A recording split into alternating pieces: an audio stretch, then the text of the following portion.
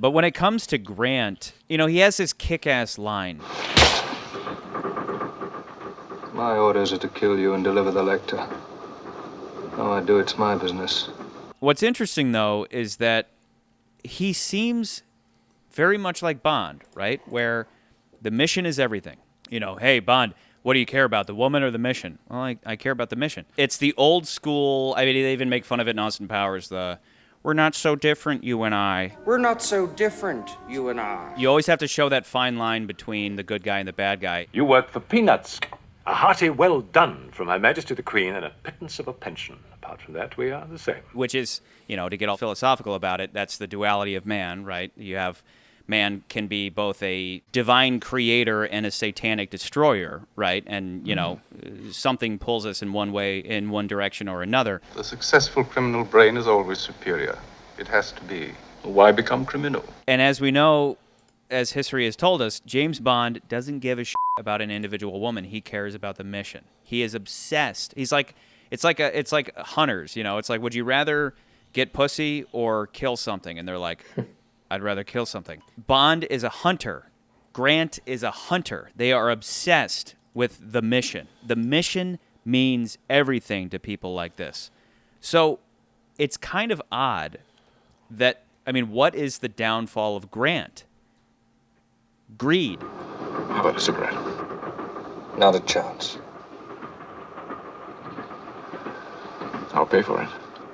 For some reason, Grant's like, ooh, money? Gold Why would he sovereign. care? Why does Grant, who this whole time has been obsessed with this mission, he's literally been saving James Bond's life over and over and over. He's been making sure this entire story that Bond succeeds in getting the Lektor so that he can take advantage of that situation.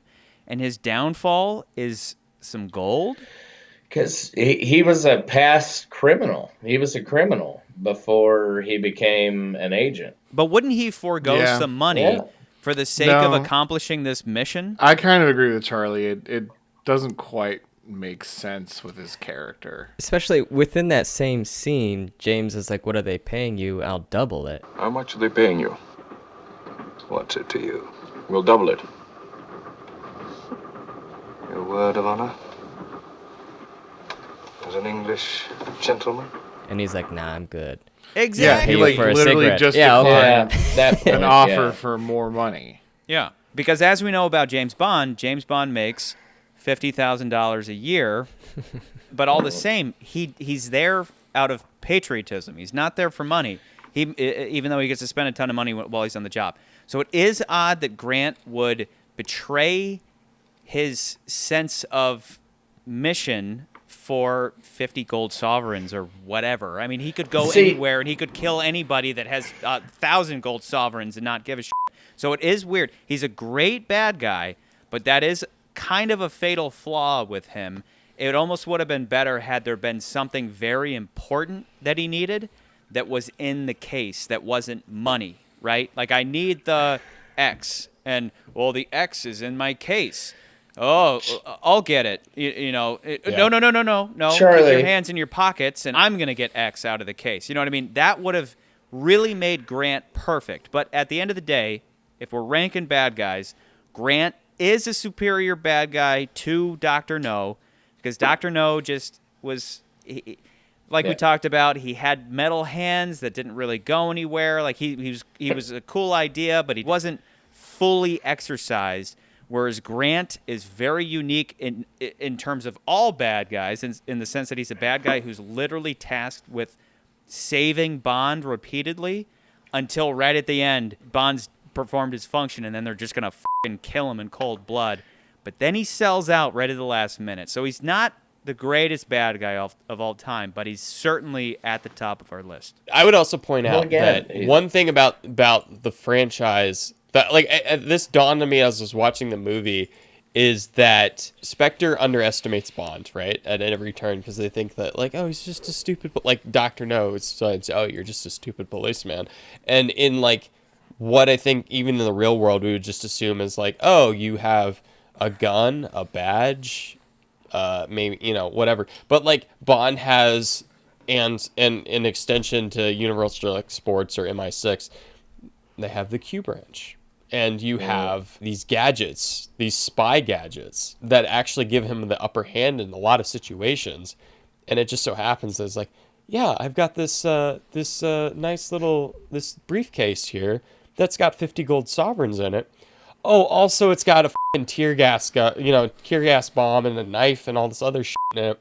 And I love that. I'm saying I love that. I'm No, saying I do. my problem is that that he goes for the 50 gold sovereigns. His motivation to get into the suitcase should have been strictly for his mission. It is a lazy betrayal of his character because it was never established that he's corruptible by way of money. He's supposed to be above that. It should have been, my motivation to get into this briefcase is to complete my mission, not to get 50 gold sovereigns, because who cares?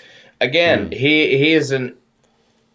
I'm trying to think of the world. If the fucking Lektor could have fit into the briefcase, that would have been perfect.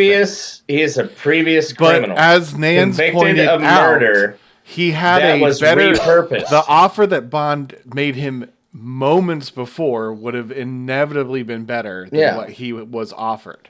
No, it's literally. I agree. It's literally. Do you want a mound of gold? And he's like, no, I don't.